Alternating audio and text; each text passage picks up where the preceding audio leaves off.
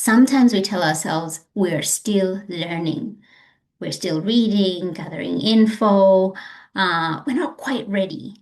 When really what is happening is that we are delaying the next step.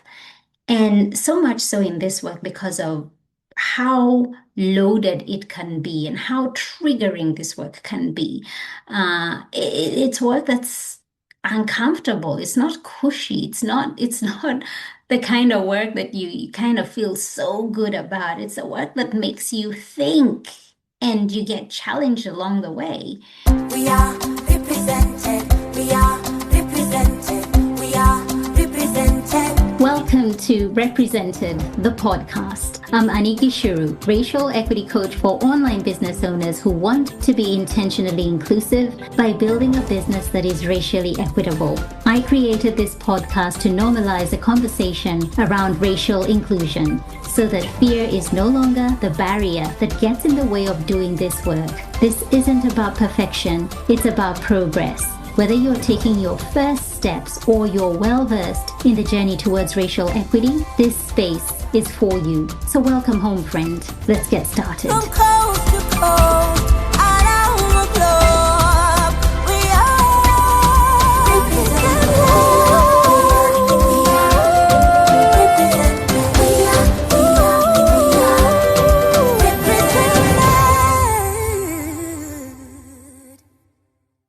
Hey, welcome back to another episode of Represented Podcast. Thank you so much for being here. Now, last week in episode 103, I spoke about how to stay in racial equity work when you are not currently being supported by an educator. And I centered the practice of journaling as a way to slow down, reflect, and begin making sense of what might be coming up for you. And I shared 3 powerful questions to journal from because journaling can really help you get beneath the surface. It can help you notice your reactions, your assumptions, your discomfort, and the places where your learning still needs more focus. So if you haven't tuned into that episode, I highly recommend that you do so. If you have, fantastic, brilliant, because this episode kind of piggybacks from that one. But I want also to be clear that what happens when so much is coming up and you still do not know how to make sense of it, what do you do? Because you've journaled, you've done all the practices I've recommended, but there's stuff coming up. When you read something and you're not fully sure you have understood it properly, when you actually want to sense check an idea or process your defensiveness, like you can feel something is coming through and you're being defensive about it, or just simply ask a question that feels too big to really unpack on your own. And also, potentially, when the learning begins to affect how you lead, how you're going about your promotions, how you support clients, or even how you show up in your relationships. And this is where community learning can be so beneficial because anti-racism work was never really meant to happen in complete isolation. Yes, there's inner work that is involved. And if you're journaling or you begin a journaling practice, a lot of inner work actually happens. And there is a self-reflection that really matters. And so, yes, journaling is one of the most powerful practices that you can build, but growth also needs guidance. It needs context, structure, and often other people alongside you. So today, I want to talk about the pros and the cons of solo learning versus community learning when it comes to this work, and what I would recommend, whether you are brand new to racial equity work or whether you have been engaging with it for some time. Solo learning is often where many people begin. It's where I began. And it might look like buying books, listening to podcasts, following educators online, watching interviews, reading articles, taking notes, and journaling through what you're noticing. And to be honest, there are so many real benefits to start there. So, number one is privacy. This work can bring up shame, grief, confusion, defensiveness, and discomfort, a lot of discomfort on both sides of the aisle, whether you're white or whether you're black. When you're learning on your own, there's no pressure to respond in real time or to respond to a certain issue. There's no fear of saying the wrong thing in front of others. There's no immediate exposure. You can pause. You can actually breathe, reread something, and kind of weigh up what comes up privately. If you're new to this work, this can feel much more supportive in the beginning, especially if you're used to being competent, articulate, and thoughtful in other areas of your life and business. Racial equity work can very quickly reveal how much you don't know. In fact, I do have students who come through my program and they're like, Annie, I thought I knew so much more when I stepped into this work, but what it's revealing to me as I continue to learn is how much I don't know. And that can feel unsettling. Solo learning gives you space to begin without feeling like you're being watched by others, right? The second benefit is pace. You can move slowly. And if you're anything like me, I love slow. I love to take my time when I do anything. I've actually realized, I don't know if it's a stage I am in life, but I love to take things slow, whether it's learning, whether I'm reading a book, whether I'm cooking, and now I'm actually learning how to garden. I like to take things slow. And even when my kids are talking to me, now I'm the mom who goes like, hang on, hang on, hang on, just slow down, take a breath, tell me that again, but tell me slowly so that I can understand what you're saying. And so the benefit of pace is there when you're doing your solo learning because you can revisit a chapter one, two, three, however many times you want to revisit it so that it can sink in. You can stop when your body tells you it's had enough for the day. Sometime last week, I had a fair few things to go through, and I'm in the process of studying as well. And I just, there was so much my brain was processing, and I felt the overwhelm. I'm sitting there, I'm trying to study, but I couldn't. And I felt so guilty because I was like, there's so much I need to get through. Kids are in school. I have a small window of quiet to focus. So, how do I do this? And what my body actually needed me to do was to take a break. It had had enough. And there was, it's not just the study, but the other aspects of life as well. And it just required me to take a breather. And when I did that, I was able to come back a little bit more refreshed than to just kind of keep going. And so you can follow a line of thought that opens up to more questions because you are moving at your own pace. You can make it work and fit around, family life, client work, and the reality of your capacity. And that flexibility really matters because what I see is that many people are juggling a great deal. And if the work feels too intense too quickly, they can shut down before they have even really began. It just feels like it's too much. The third benefit of solo learning is accessibility. Solo learning can be financially accessible. We're talking about a library book, a podcast. Hello, represented podcast with Annie Gishuru, a free article, a saved Instagram post, a documentary, perhaps a journal entry. These can all become entry points. And that really matters because I never want people to believe that they cannot begin unless they have money. And I think within this coaching industry, we've really been made to feel that success is tied to money.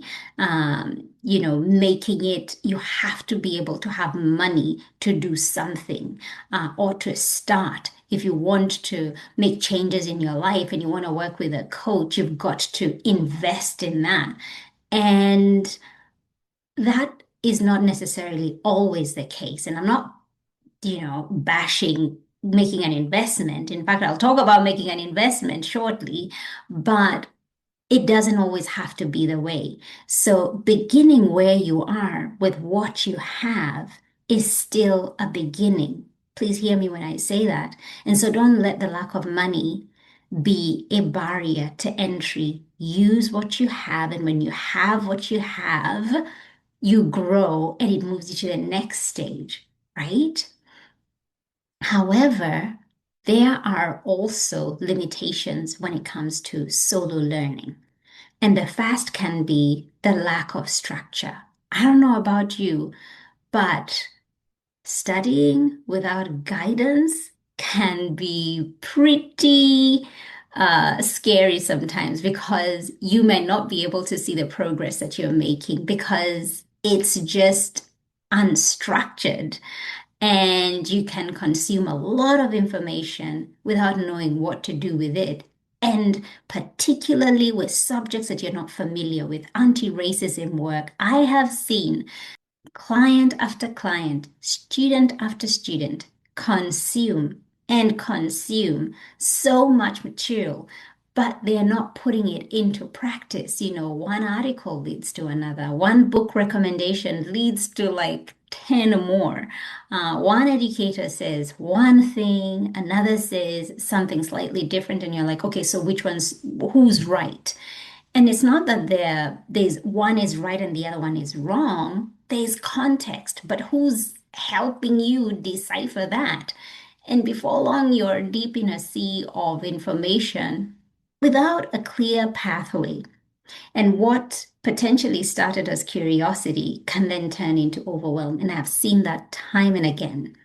And overwhelm leads to one of two things. Either you stop engaging with the work altogether, or you stay in a cycle of consuming without integration.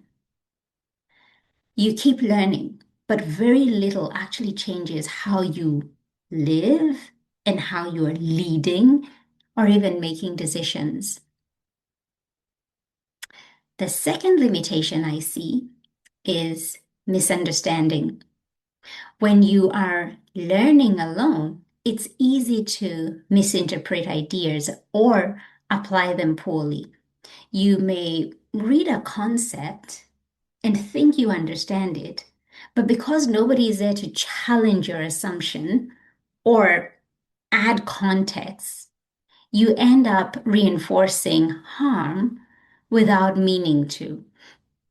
Have you ever just think about this from a general conversation, maybe having a conversation with a loved one and they watched something and potentially watched the same thing, but what messaging you got out of that is different from the messaging that your loved one got. And you're having this conversation, you're like, well, that's not what came out for me. This is what came out for me. Or you're hearing their perspective, you're like, oh, I didn't see it from that perspective.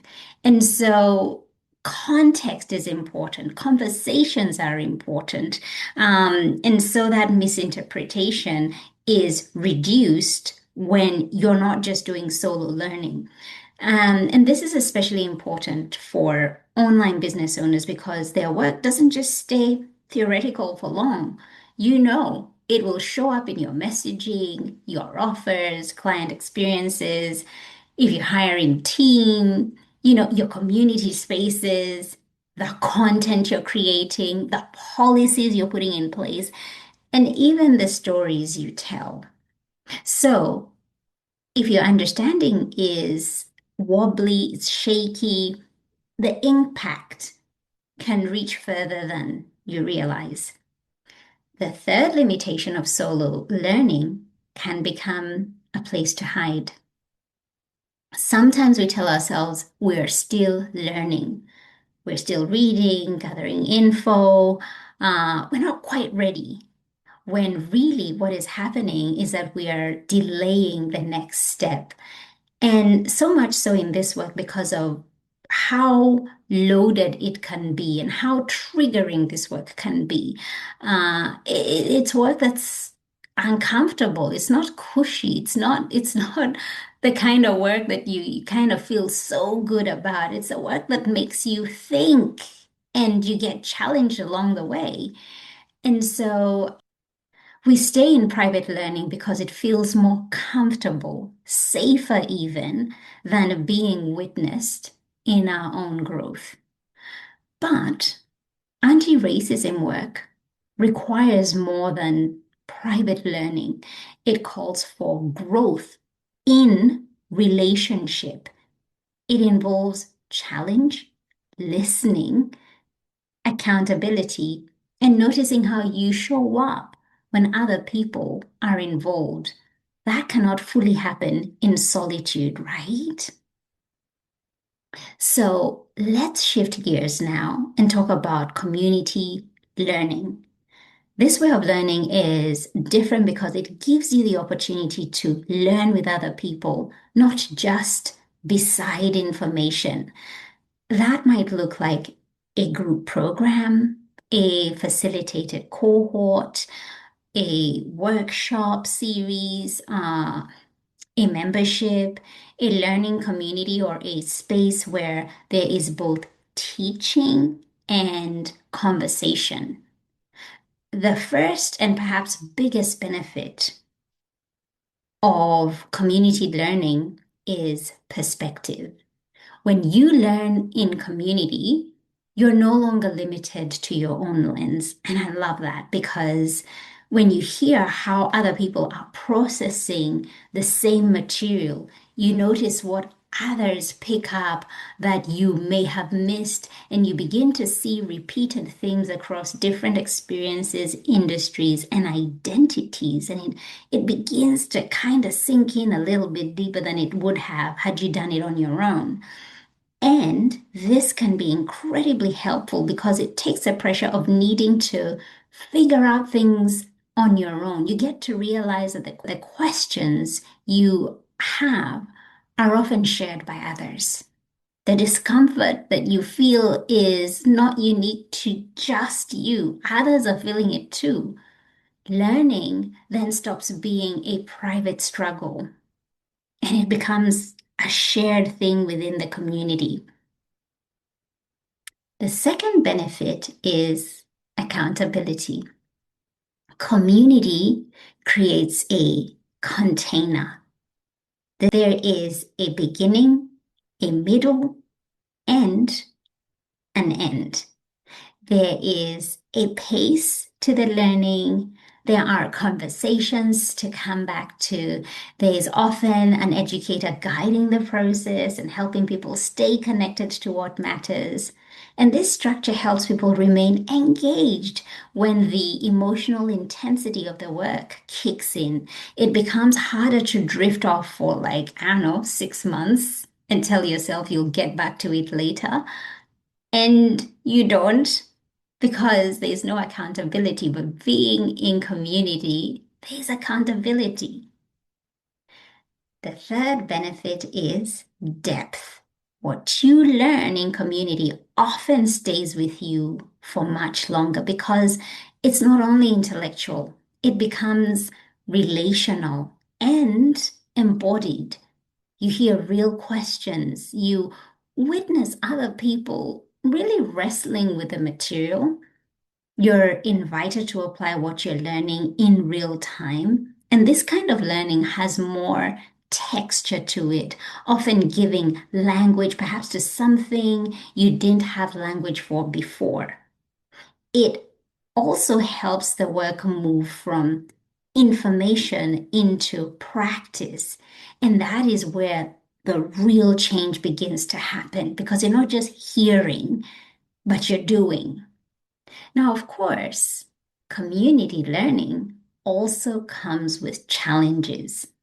The first is comparison. And I've seen this play out many, many times where one may enter a space and feel like everyone else is ahead of you. They're more well read, more articulate, they seem more experienced, they're coming across as confident. And when that happens, it can be tempting to shrink back and assume your contribution is not valuable. This is something I think many heart-led people experience, especially if they're already worried about getting things wrong. They can become so focused on how they are perceived that they stop actually participating fully. The second challenge is fear.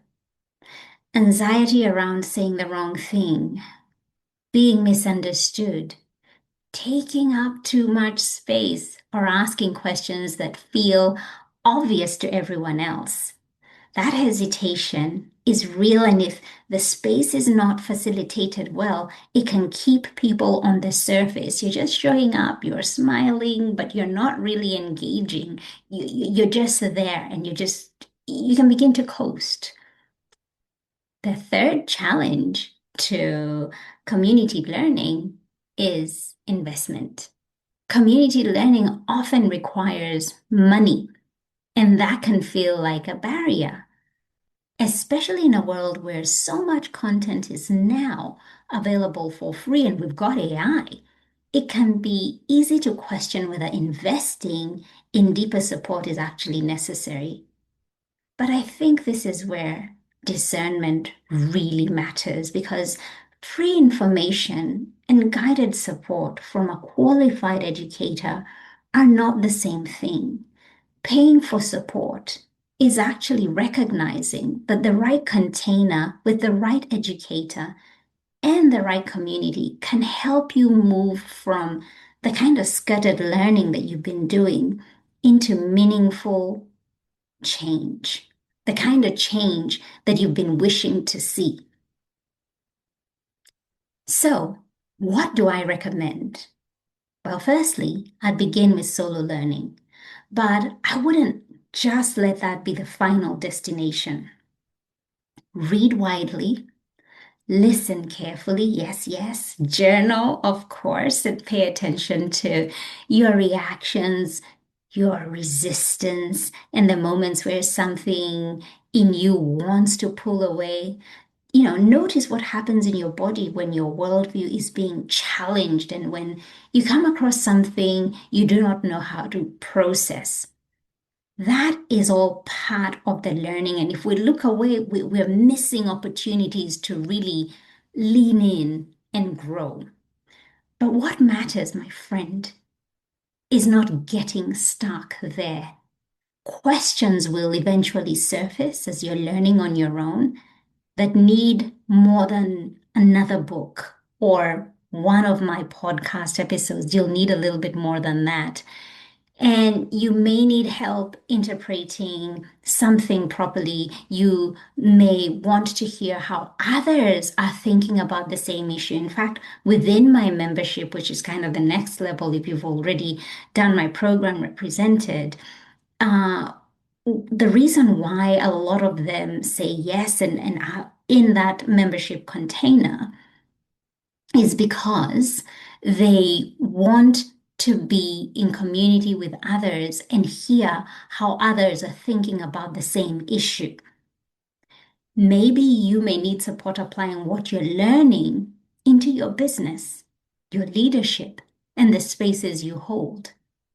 When that happens, seek out a space that feels aligned with how you learn best. Find an educator whose approach resonates with you and choose a community where the conversations are bringing out vulnerabilities, because there's truth when we are sharing openly. Pay attention to whether this space allows room for change without the shame, and whether it goes deeper than surface level language. and performative gestures. And so you're probably thinking, okay, how do I do that, Addie? How do I do that outside of a community? I'm not inside one. How do I do that? Well, follow the educator and get to know them through the content that they're sharing. Follow, have a look, see, is what they're sharing resonating? Does it sound like a space where I see myself being part of?